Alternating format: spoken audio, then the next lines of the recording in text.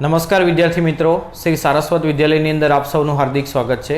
હું છું કુલદીપ ટંડેલ અને આપણે ભૌતિક વિજ્ઞાન સબ્જેક્ટનો અભ્યાસ કરી રહ્યા છીએ। આગળ આપણે પારિમાણિક વિશ્લેષણ માટે અમુક નિયમો જોયા, બરાબર। એનો ઉપયોગ હવે કેવી રીતે કરવો એ સમજીએ। તો એનો ઉપયોગમાં પ્રથમ ઉપયોગ છે આપેલ સમીકરણોની પારિમાણિક સુસંગતતાની ચકાસણી કરવી। એટલે જે સમીકરણ આપ્યું હશે તે પારિમાણિક દ્રષ્ટિએ સાચું છે કે નહીં તે ચકાસવું। તો તેના માટે શેની ચકાસણી કરવી?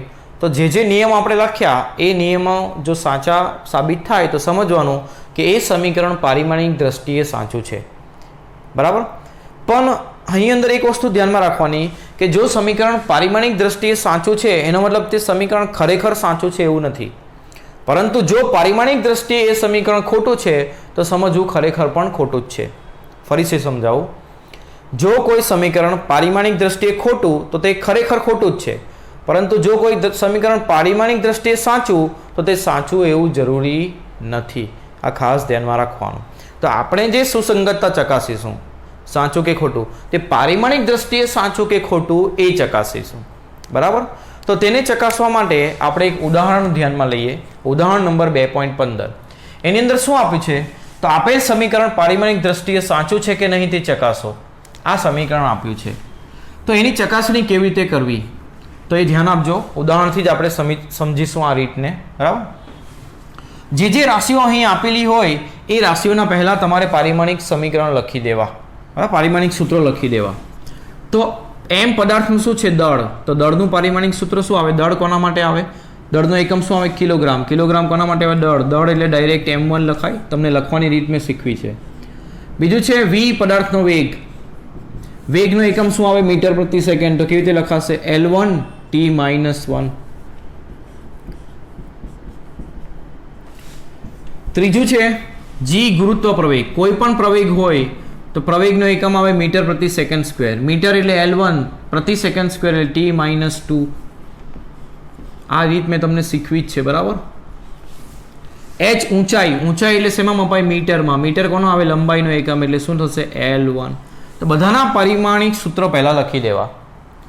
હવે અહીં કોઈ રાશિનો સરવાળો બાદબાકી થયો નથી, પરંતુ અહીં ઇક્વલ ટુ લખ્યું છે એટલે આ બંને સરખા છે। સરખા છે એનો મતલબ આ કિલોગ્રામમાં હોય તો આ પણ કિલોગ્રામમાં, એટલે બંને બાજુના પારિમાણિક સમીકરણો સૂત્રો એ સરખા થવા જોઈએ, બરાબર। તો શું તપાસીએ? ડાબી બાજુના પરિમાણ પહેલા માપીએ। ડાબી બાજુના પરિમાણ પહેલા માપીએ। ડાબી બાજુ કયું સમીકરણ છે? તો હાફ mv²। એના પરિમાણ કેવી રીતે લખવા?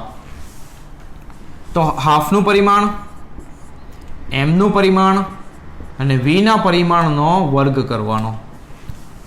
હવે એક વસ્તુ અહીં ખાસ નોંધજો કે સમીકરણમાં આવતા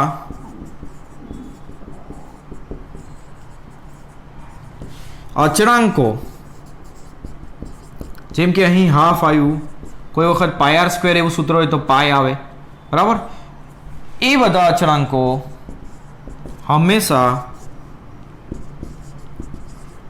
પરિમાણ રહિત હોય, એટલે એનું કોઈ પરિમાણ હોતું નથી। એટલે તમે m0, l0, t0 લખો તો પણ ચાલશે, ના લખો તો પણ ચાલે, એટલે એનું કોઈ પરિમાણ લખીએ નહીં। m નું પરિમાણ શું છે? m1। v નું પરિમાણ શું છે? વેગનું L1 t-1। એનો કેટલો ઘાત? 2 ઘાત।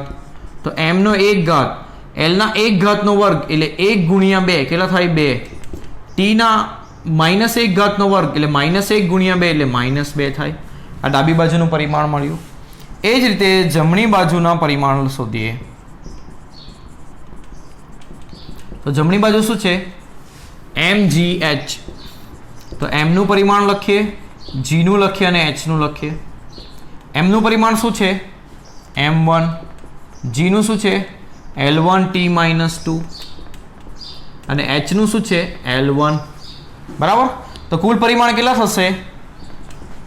m નો ઘાત 1 એક જ વખત છે, l નો ઘાત 1 અને 1 કેટલા થશે? 2 ઘાત, t નો -2 ઘાત, બરાબર। આને પણ સાથે કરીને જ લખીએ। ધારો કે તો શું લખાશે? m નો 1 ઘાત, l નો 2 ઘાત અને t નો -2 ઘાત।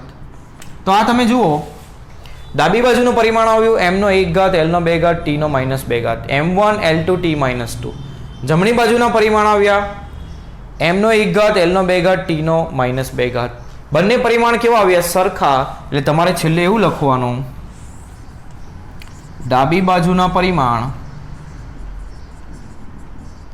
અને જમણી બાજુના પરિમાણ સરખા હોવાથી અથવા ડાયરેક્ટ પણ લખી શકો. જો આ બંને પરિમાણ સરખા છે તો આપેલ સમીકરણ એ પારિમાણિક દ્રષ્ટિએ કેવું છે? સાચું છે. એટલે જવાબ લખીશું આપેલ સમીકરણ. ચકાસવાનું આ બંને પરિમાણ સરખા છે ડાબી બાજુના અને જમણી બાજુના. તો હા, ડાબી બાજુનું આ છે, જમણી બાજુનું પણ આ છે. કેવું છે? સરખું. એટલે આપેલ સમીકરણ પારિમાણિક દ્રષ્ટિએ યથાર્થ છે અથવા તો સાચું છે. પરંતુ એ ખરેખર સાચું છે કે નહીં તે આપણે કહી શકીએ નહીં.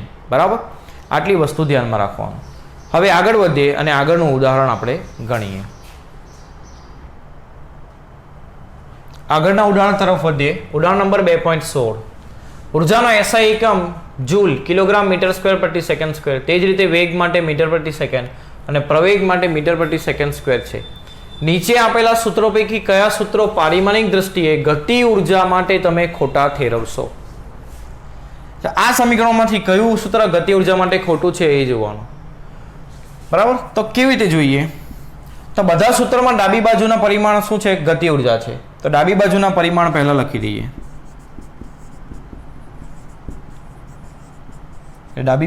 ડાબી બાજુ કોણ છે? ગતિ ઉર્જા. ઉર્જાનો એકમ શું આવે? જૂલ. એટલે એના માટે આના ઉપરથી પારિમાણિક સૂત્ર લખવું પડશે. કિલોગ્રામ એટલે શું લખાશે? m1. મીટર સ્ક્વેર એટલે શું લખાશે? l2. સેકન્ડ એટલે શું લખાશે? t. કેટલો ઘાત? -2 ઘાત. એટલે ડાબી બાજુના બધા સૂત્રમાં પરિમાણ આ છે. તો જેનામાં જમણી બાજુના પરિમાણ આ નહીં આવે એ ખોટું. તો પહેલાથી ગણતરી કરીએ a થી. તો એમાં જમણી બાજુના પરિમાણ ગણીએ. જમણી બાજુ કોણ છે? તો m² v³. એટલે જમણી બાજુના પરિમાણ કેવી રીતે ગણીશું? m ના પરિમાણનો વર્ગ અને v ના પરિમાણનો ઘન. m નો પરિમાણ m શું છે? દળ. દળ શું સૂચવે? m1 નો 2 ઘાત. v નું પરિમાણ l1 t -1 એનો કેટલો ઘાત? 3 ઘાત. તો સાથે લખીએ તો m નો 1 ઘાત ગુણ્યા 2 એટલે 2 ઘાત, l નો 1 ઘાત ગુણ્યા 3 એટલે 3 ઘાત, t નો -1 ગુણ્યા 3 ઘાત એટલે -3 ઘાત. તો આનું પરિમાણ ગતિ ઉર્જા જેવું નહીં આવ્યું એટલે આ પારિમાણિક દ્રષ્ટિએ કેવું? ખોટું. બીજા માટે ગણીએ. ½ mv².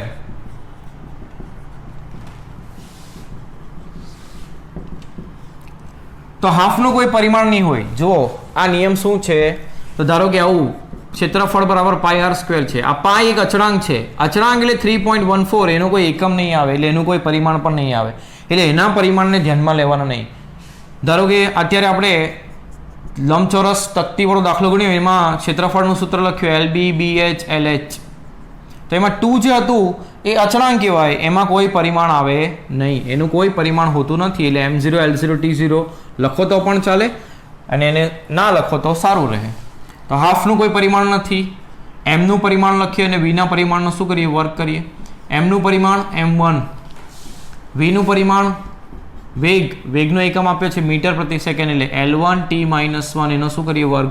તો આખું પરિમાણ શું થશે? m1 l નો 1 ગુણ્યા 2 ઘાત 2 ઘાત, t નો -1 ગુણ્યા 2 -2 ઘાત. c માં જમણી બાજુના પરિમાણ જોઈએ. ચાલો પહેલું આપણે જોયું એનું પરિમાણ ગતિ ઉર્જા જેવું ન આવ્યું એટલે આ ખોટું. બીજાનું જોયું તો ગતિ ઉર્જા જેવું આવ્યું એટલે આ સાચું થશે. છેલ્લે આપણે જવાબ લખવાનો છે કયા ખોટા એ. ચાલો ત્રીજામાં જોઈએ 3/6 ma સોરી એટલે m નું લખવાનું અને કોનું લખવાનું? a નું. m નું પરિમાણ m1. a નું સૂત્ર શું છે? પ્રવેગનો.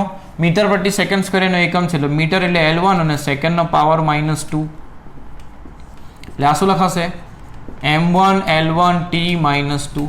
એટલે આ પણ ગતિ ઉર્જા જેવું નથી. એટલે આ પણ પારિમાણિક દ્રષ્ટિએ ગતિ ઉર્જાનું સમીકરણ નથી.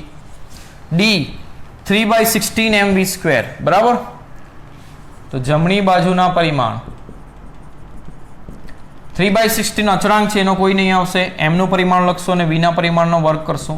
m નું પરિમાણ m1 અને v નું પરિમાણ l1 t -1 એનો શું કરીએ? વર્ગ. એટલે શું થશે? m1 એલનો 1 ઇન્ટુ 2 એટલે 2 ઘાત, એલનો ટીનો -1 ઇન્ટુ 2 એટલે -2 ઘાત. m1 L2 t -2 એટલે આ ગતિ ઉર્જા જેવું થયું એટલે આ પરિમાણની દ્રષ્ટિએ કેવું થશે? સાચું થશે. છેલ્લાનું તપાસીએ. જમણી બાજુના પરિમાણ.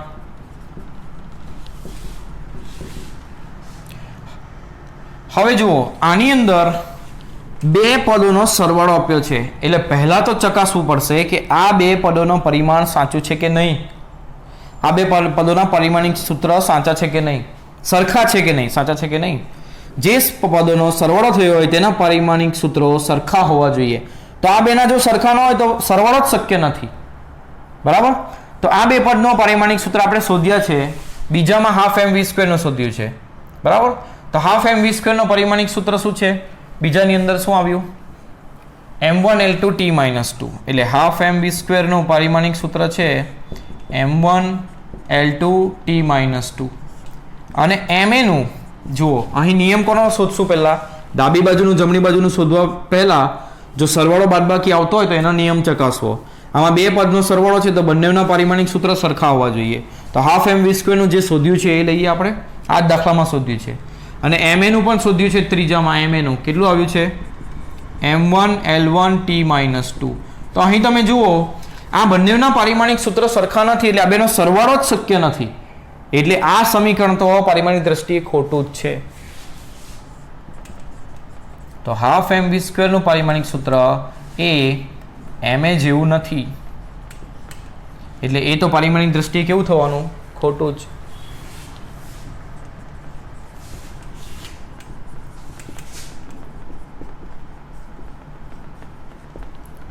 તો આમાં ખોટું વાળા કેટલા આવ્યા તે જોઈએ. તો છેલ્લું ખોટું આવ્યું, સી ખોટું આવ્યું અને એ ખોટું આવ્યું. બી અને ડી સાચા છે. બરાબર. તો એ સી અને ઈ છેલ્લા જવાબમાં શું લખીશું? એ સી ઈ પારિમાણિક દ્રષ્ટિએ ગતિ ઉર્જા માટે ખોટા છે.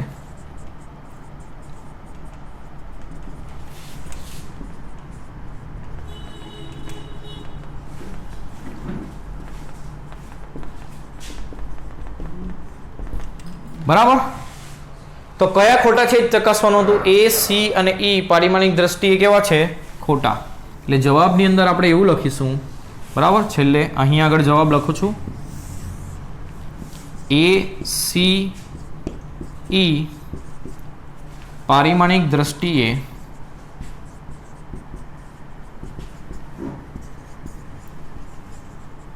કેવા છે? ગતિ ઉર્જા માટે ખોટા છે. આ રીતે પારિમાણિક વિશ્લેષણના જે નિયમો લખ્યા એને ચકાસતા તમે બધું ચકાસી શકો. તો સરવાળાનો નિયમ ખાસ યાદ રાખો, બાદબાકીનો નિયમ પણ ખાસ યાદ રાખો. બરાબર. અને જો આ બે વસ્તુ સરખું હોય, ક્યારે સરખું થાય? આ કિલોગ્રામમાં હોય ને આ પણ કિલોગ્રામમાં, એટલે બંનેના પરિમાણ પણ કેવા થવા જોઈએ? સરખા. એટલે જો કોઈ સરવાળા બાદબાકી એવું કશું ના હોય તો સામાન્ય રીતે શું તપાસવું? ડાબી બાજુના પરિમાણ અને જમણી બાજુના પરિમાણ કેવા થવા જોઈએ? સરખા. તો જેમાં ના થયા એ પરિમાણિક દ્રષ્ટિએ કેવું છે? ખોટું. બરાબર છે. તો આ રીતે આપણે પારિમાણિક વિશ્લેષણનો ઉપયોગ કરીને સમીકરણની સુસંગતતા ચકાસી શકીએ. સ્વાધ્યાયનો 2.14મો દાખલો ગણીએ. એ જ પ્રકારનો છે એટલા માટે. મુદ્રણની ઘણી ત્રુટિઓ ધરાવતા એક પુસ્તકમાં આવર્ત ગતિ કરતા એક કણના સ્થાનાંતરના 4 જુદા જુદા સૂત્રો આપેલા છે. વાયના સૂત્રો છે એટલે વાય શું છે? આવર્ત ગતિ કરતા એક કણનું સ્થાનાંતર. સ્થાનાંતર શેમાં મપાય? મીટરમાં. એટલે વાયનો પારિમાણિક સૂત્ર કોઈ પણ અંતર શેમાં મપાય? મીટરમાં. મીટર એટલે કોનો પરિમાણ કહેવાય? લંબાઈનો. એટલે L1 થશે. બધાના પરિમાણ પહેલા લખી દઈએ તો ગણતરી ઈઝી રહે. બરાબર. આ 4 સૂત્રો આપેલા છે વાયના. એટલે કોના સૂત્ર છે? આ સ્થાનાંતરના. એટલે આ વાય શું છે? સ્થાનાંતર છે. એ શું છે પદમાં? તો કણનું મહત્તમ સ્થાનાંતર. સ્થાનાંતર મહત્તમ હોય કે ગમે તે હોય મીટરમાં જ હશે એટલે એનો પણ શું થશે? L1. વી કણની ઝડપ. કણની ઝડપનો એકમ શું આવે? મીટર પ્રતિ સેકન્ડ. એટલે મીટર માટે L1. બરાબર. યાદ રાખજો, મીટર પ્રતિ સેકન્ડ. મીટર માટે L1, સેકન્ડ માટે T1 પણ નીચે છે એટલે ઉપર લાવે તો -1. કેપિટલ ટી આવર્તકાળ એટલે એક ચક્કર માટેનો સમય. આ પદાર્થ ઉપરથી નીચે ગઈને ફરી પાછો અહીંયા એક ચક્કર પૂરું થયું એના માટેનો સમય જ છે. એટલે શું શેમાં વપાય? સેકન્ડમાં. સેકન્ડ સમયનું પરિમાણ t1. આ પરિમાણના આધારે ખોટા સૂત્રને નાબૂદ કરો. એટલે આમાંથી કયા ખોટા છે તે સાબિત કરવાનું. તો બધામાં ડાબી બાજુનું પરિમાણ તો એક જ છે. ડાબી બાજુ પદ એક જ છે. કયું? y નું પરિમાણિક સૂત્ર L1. એટલે જેનો જવાબ જમણી બાજુના L1 નહીં આવે એ ખોટું. એટલે કોમનલી લખી દીધું કે ડાબી બાજુના પરિમાણ એક જ છે બધા માટે. કયું? L1. ચાલો પહેલા સૂત્રથી ચકાસવાની શરૂઆત કરીએ. પહેલું સૂત્ર એવું છે y બરાબર a sin 2π t/t. તો નિયમો યાદ કરીએ. સાઇન આવ્યું ત્રિકોણમિતીય વિધેય એટલે કૌંસમાં જે પદ હોય તે પરિમાણ રહિત હોવું જોઈએ. તો ચકાસીએ આપણે 2π t/t.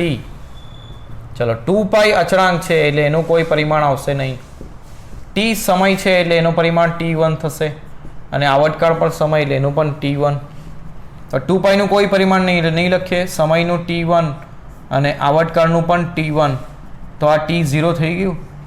t0 એટલે એને શું લખી શકાય? m0 l0 t0. t1 cancel અથવા તો t1 નો ઘાત શું થઈ જાય? 1 - 1 એટલે 0. એટલે m0 l0 t0.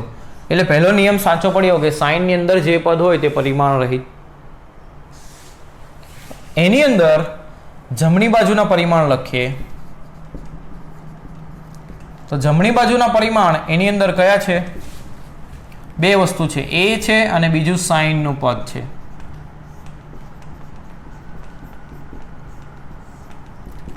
a નું પરિમાણિક સૂત્ર L1. સાઇન વાળા પદનું પરિમાણિક સૂત્ર હંમેશા શું આવે? m0 l0 t0. એ ના લખો તો પણ ચાલે. એટલે જવાબ શું આવ્યો? L1. તો જુઓ ડાબી બાજુના પરિમાણ બધા માટે સરખા કેટલા? L1. અને જમણી બાજુનું પરિમાણ પણ આપણું શું આવ્યું? L1. એટલે પહેલું સમીકરણ પારિમાણિક દ્રષ્ટિએ કેવું છે? સાચું છે. તમે આ લખી લેજો. હું અહીં બીજું ગણું છું એટલા માટે. બરાબર છે? ચલો બીજા સમીકરણની ચકાસણી કરીએ. પહેલું સાચું આવ્યું. બીજાની ચકાસણી કરીએ. ખોટા નાબૂદ કરો એટલે કયા ખોટા છે એ છેલ્લે આપણે લખી દઈશું. Sign vt. તો ચલો પહેલા સાઇનના કૌંસમાં જે છે એનું પરિમાણિક સૂત્ર તપાસીએ. vt. v શું છે? કણની ઝડપ. v માટે આપણે લખ્યું છે L1 t - 1 અને સ્મોલ t સમય છે. બરાબર? તો સ્મોલ t માટે સમયનો t1. તો L1 t નો -1 + 1 એટલે t નો ઘાત શું થયો? 0. સાઇનના કૌંસમાં આ પદ છે જેનું પરિમાણ 0 0 0 આવવું જોઈએ પણ એવું નથી આવ્યું. શું આવ્યું? m0 l1 t0 આવ્યું. એટલે જે m0 l0 t0 નથી એનો મતલબ આપેલ સમીકરણ પારિમાણિક દ્રષ્ટિએ કેવું છે? ખોટું. એટલે આ ખોટું થયું. બરાબર? નિયમ ખોટો પડ્યો હોય એટલે આ સમીકરણ કેવું છે? ખોટું. ચાલો આગળ આ લખી નાખજો. એટલે આપણે આગળનું લખીશું. અહીં શું લખવું પડશે? આ સમીકરણ પારિમાણિક દ્રષ્ટિએ ખોટું છે. કેમ ખોટું પડ્યું? તો સાઇન ની અંદર જે પદ હોય એ પરિમાણ રહિત હોવું જોઈએ પણ અહીં એવું થયું નહીં એટલા માટે. ચાલો ત્રીજું લખીએ. ત્રીજાને ચકાસીએ. y બરાબર a/t sin t/a. ફરી પાછું t/a એક પદ આવ્યું સાઇનના કૌંસમાં એટલે એને તપાસવાનું પહેલા પરિમાણ રહિત છે કે નહીં. t નું પરિમાણિક સૂત્ર ભાગ્યા a નું પરિમાણિક સૂત્ર. t નું પરિમાણિક સૂત્ર શું આવશે? સમય એટલે t1 અને a નું પરિમાણિક સૂત્ર શું છે? L1. L1 ને ઉપર લઈ જઈએ તો શું થશે? m0 l - 1 t1.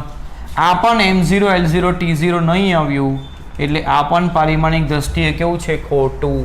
એટલે બીજું c પણ શું થયું? ખોટું. પારિમાણિક દ્રષ્ટિએ ખોટું છે. બરાબર છે? ચાલો આ પણ તમે લખી લો. હું આગળનો ગણું. d. દરેક નિયમો એક પછી એક તપાસવા. બધા સાચા પડતા જાય તો છેલ્લે જમણી બાજુ ડાબી બાજુનું સાચું છે કે નહીં એ જોવાનું.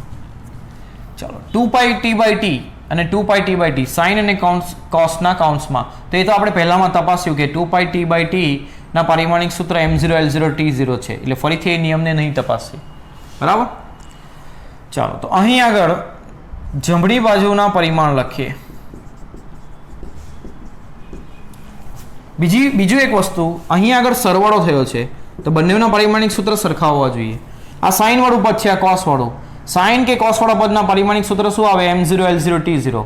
આનું પણ શું થશે? m0 l0 t0. બંનેના સરખા જ છે, એટલે એ નિયમ પણ અહીં સાચો છે. તો આગળ વધીએ. જમણી બાજુના પરિમાણ લખીએ. જમણી બાજુ કોણ છે? a/√2, એટલે એનું a × √2, એનું પરિમાણ √2 અચળાંક, એટલે એનું પરિમાણ તો 0 0 0 જ આવશે. અને કોનું પરિમાણ? તો sin 2πt/t plus cos 2πt/t, એનું પરિમાણિક સૂત્ર લખીએ. બરાબર. તો બે પદનો સરવાળો છે, તો સરવાળાનો જવાબ કહેવાય આ x + y કહેવાય. આગળ મેં તમને સમજાવ્યા પ્રમાણે a + b નો સરવાળો થયો જવાબ c હોય.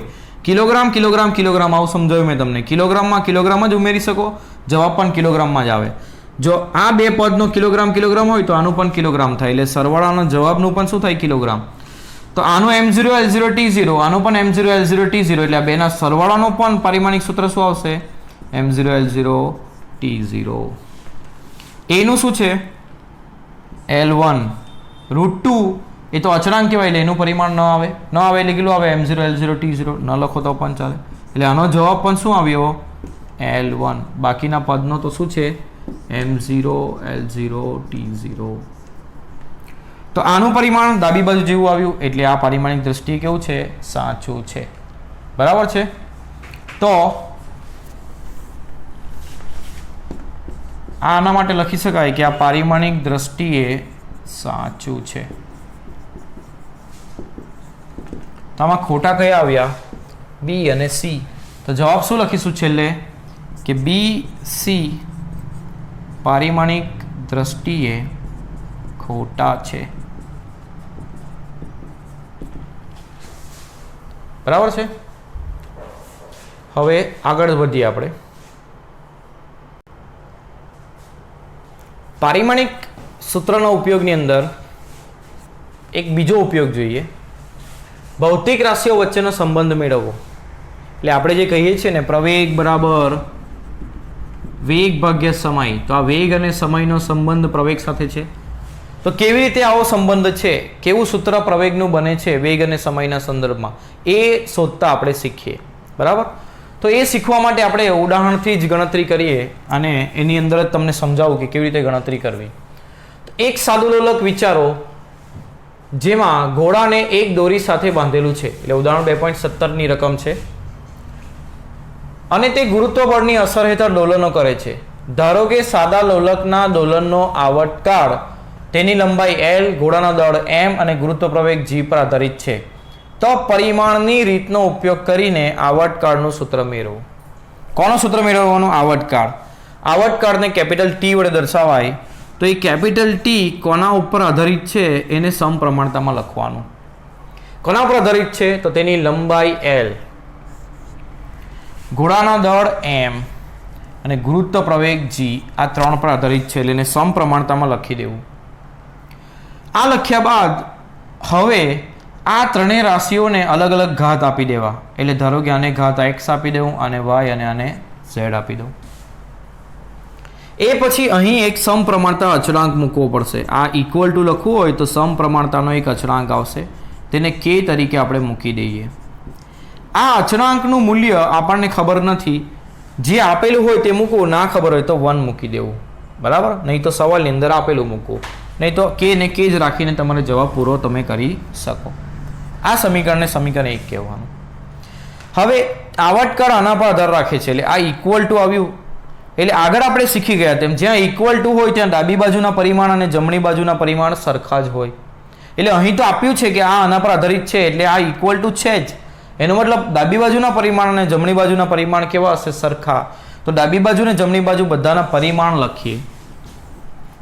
તો ડાબી બાજુ t નું પરિમાણ લખવું પડશે, જમણી બાજુ k નું પરિમાણ, l ના પરિમાણનો x ઘાત એમના પરિમાણનો વાય ઘાત અને જીના પરિમાણનો ઝેડ ઘાત. કે એક અચળાંક છે, અચળાંકનું પરિમાણ હોતું નથી એટલે લખશું નહીં, નહીં તો લખો તો m0 l0 t0 લખવું પડે. l શું છે તો લંબાઈ, લંબાઈ માટે પરિમાણ શું આવે l1 એનો x ઘાત. m શું છે દળ, દળનો પરિમાણ શું આવે m1 એનો y ઘાત. g ગુરુત્વ પ્રવેગ, ગુરુત્વ પ્રવેગનો એકમ, કોઈ પણ પ્રવેગ હોય એકમ શું આવે મીટર પ્રતિ સેકન્ડ સ્ક્વેર. તો મીટર એટલે લંબાઈ l1 અને સેકન્ડ સ્ક્વેર એટલે t2, નીચે છે ઉપર લાવશું તો t-2 એનો કયો ઘાત z ઘાત. l નો 1 into x ઘાત થાય, m નો 1 into y ઘાત થાય, l નો 1 into z ઘાત થાય અને t નો -2 into z ઘાત -2z થાય. આ ઘાત લખ્યા. ભેગા કરીએ m નો y ઘાત, l નો x ઘાત અને z ઘાત, આધાર સરખા હોય તો ઘાતનો સરવાળો થાય એટલે l નો x plus z ઘાત, t નો -2z ઘાત અને t શું છે આવર્તકાળ, તો આવર્તકાળનો એકમ શું આવે સેકન્ડ, સેકન્ડ એટલે સમય કહેવાય એટલે t1 લખાશે. t1 એટલે એને આખું તમે શું લખી શકો m0 l0 t1 બરાબર. હવે ઇક્વલ ટુ શું બતાવે, ધારો કે મેં આમ લખ્યું 10 નો 2 ઘાત બરાબર 10 ની x ઘાત, તો ઘાત સરખા હોય તો આધાર પણ કેવા હોય સરખા, એટલે x બરાબર કેટલા હોય 2, તો જ આ બે કેવા થાય સરખા થાય. આ બે પદ કેવા થાય સરખા, ક્યારે જ્યારે x બરાબર 2 હોય. આધાર સરખા હોય તો ઘાત પણ સરખા જ હોય, જો આ બંને સરખું આપ્યું હોય તો. તો અહીંયા m નો y ઘાત છે ને અહીંયા m નો 0 ઘાત છે, આ સરખું ક્યારે થાય જ્યારે બંનેના ઘાત સરખા હોય, એટલે બંનેના ઘાતને સરખા લેવાના. તો જમણી બાજુ y નો m નો ઘાત y અને ડાબી બાજુ m નો ઘાત 0 એટલે આ થશે. l નો ઘાત જમણી બાજુ x plus z અને ડાબી બાજુ 0. t નો જમણી બાજુ ઘાત -2z અને ડાબી બાજુ 1 ઘાત. તો આના ઉપરથી z બરાબર શું લખાશે -1/2. z નો ઘાત મળી ગયો, y ઘાત મળી ગયો, x શોધવાનો રહ્યો. તો x બરાબર z ને જમણી બાજુ લઈ જાઓ -z થશે, -1/2 મૂકી દઈએ z ની કિંમત, તો --+1/2 x પણ મળી ગયો. આ બધાની કિંમત x y z ની કિંમત સમીકરણ 1 માં મૂકી દઈએ તો શું થશે, તો t બરાબર k, l નો x ઘાત એટલે 1/2 ઘાત, m નો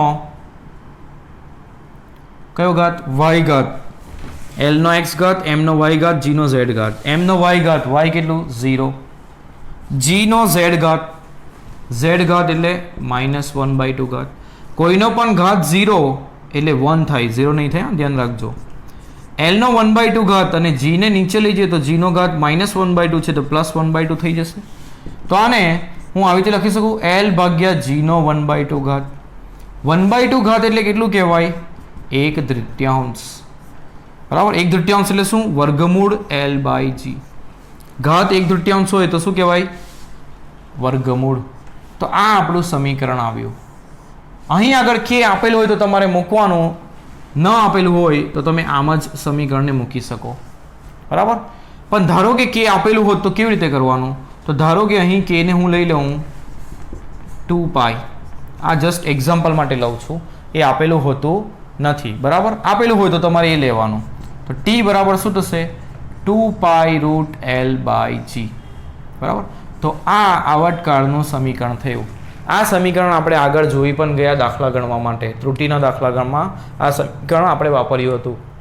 તો આ જુઓ, આ સમીકરણ આપણે તારવ્યું, ખાલી આ આવર્તકાળ કોના ઉપર આધાર રાખે છે એના ઉપરથી બરાબર.